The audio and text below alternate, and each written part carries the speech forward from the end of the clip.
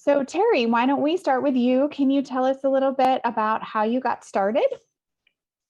Sure. I have been singing as long as I can remember. My mom tells me I used to sing and dance, tap dance around the house at a super young age. I am from a farming town in Maryland, in southern Maryland, right on the Chesapeake Bay. And so I was just amazingly lucky to be exposed to music at a really early age from amazing teachers. So in my elementary school, we did full-fledged musicals. And so my very first solo on stage was Gretel in The Sound of Music when I was 5. And I just was lucky to keep that going all the way through. And I sang musical theater really until high school. I started taking voice lessons and realized I had a flair for classical, more operatic style. And then that just kind of continued into college when I really found a love for that. And so I'm just, really grateful for amazing teachers from kindergarten on up who just encouraged me. Awesome. Ariel, how about you? Can you tell us a little bit about how you got started? Sure. Very similar story to Teri. I also was raised in a very musical household. Both of my folks were pianists. And my earliest memories are my mom rehearsing with singers and instrumentalists as an accompanist, or my dad taking me to recitals.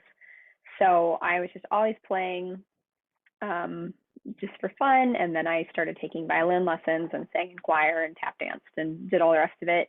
And then when I was around 8, I started taking actual formal jazz lessons because I just loved it. And I was, as an 8-year-old, like listening to these CDs of Art Tatum and Oscar Peterson. And my parents were like, we should probably do something about this. And luckily, my really great teacher at the time was like, sure, I'll take an 8-year-old. And then just continued on doing jazz in middle school and high school, and did it in college as well. So yeah, just kind of from day one. Awesome. Kira, can you tell us a little bit about how you got started? Yes, also sort of similar. So connecting a little bit of both the other ladies. So singing, dancing, everything since I was really little. My first show that I saw actually was Sound of Music. They took me to Sound of Music, and at intermission, I tugged on my mom's sleeve and I was like, I want to go up there and sing. And so intermission, I was like belting all of the numbers, the entire intermission on the side of the stage. And that's kind of when everybody figured out, okay, she probably should be doing this. So that's kind of how I started. And I was like many kids, so did all the sports, did all the music, trying to figure out where I really fit. And I was, decent at most things I attempted, but I always went back to theater or choir. And then the older I got, the more I figured out, oh, I can actually do this as a career. I kind of found that musical theater was my niche because I've had my foot in opera, jazz, like you name it. I've had my foot in it somehow. But musical theater is kind of where I've just really felt at home. So we're still here doing that. Awesome. So do any of you have either a favorite place that you've performed or maybe a fun performance story that you could share with us? I think my favorite place I've ever performed, gosh, there's so many for different reasons, right? Some are more personal because they were with people that you care about or were able to, like my brother and sister ended up singing too. So I have some of my favorite memories are being able to do things with them, and amazing how voices of siblings, how they just match so perfectly. Those are some great things. But I think my favorite sort of place that is always sticks up as that one thing is in Austria. I got to perform La Traviata for the first time in Austria, and I don't know, it's just something about the audience and the place and the history and the people in the cast. It was like nothing I have been able to experience since, as many great performances as I've had since. That one just sort of sticks up there as the best. Ariel or Kira, do you guys have a favorite performance memory? Sure, I can jump on. I was lucky enough to be invited to play at the Tokyo Jazz Festival a couple of years ago with my trio. And if you've ever played in Japan, it's so much fun because the audiences are so warm and receptive and very polite. And there was one moment that particularly was really fun. for me because I was playing, I don't remember what song it was. It was a song from one of my albums, and I realized that a bunch of people in the audience were singing along with it to like an instrumental solo part, not the song part of it, because they knew that part so well. And afterwards, someone came up and said, "Oh yeah, I had it memorized." It's like, wow, that is really impressive. So that was definitely a fun moment for me. And just, being in such a different place and having language barriers with other musicians and still having people come up and just immediately want to be friends. That definitely stands out. And the food was so good. What about you, Kira? Do you have a favorite performance memory?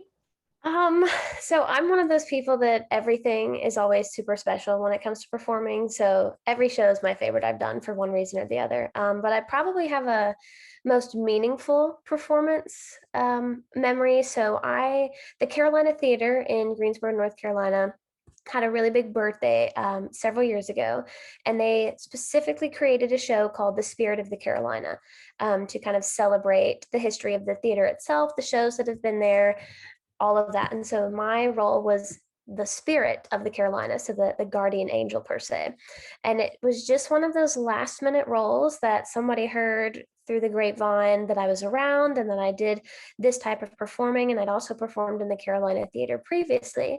So first of all, to get that specific role was kind of mind-blowing at that time. And I was also, I want to say 16. So I was very young doing this pretty massive, in-depth role. And then at the end of the performance, so one of my songs was singing Memory from Cats. That was one of the finale pieces. And we like flew above the rafters into the audience. It was a really unique feeling.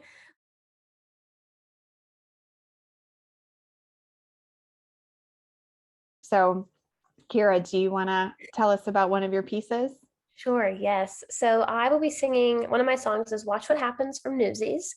That song has always been very unique in the theater world as a whole, but also its message. So it's sung by Catherine Plummer, who's a news reporter in the almost Great Depression-esque kind of era, and she's fighting for others that are around her age. She's fighting for the newsboys. And this song really talks about giving young people a chance. And the older I get in that, 20s, 30s range, the more I see that songs like that are very important because it does talk about, young people standing up for what they believe in, but in a healthy and positive way. I feel that that's super, super important to talk about and to pull that message out of everything we can. That yes, you can speak your mind, but let's make sure and do it in the proper, positive and uplifting ways. Wow, that's awesome.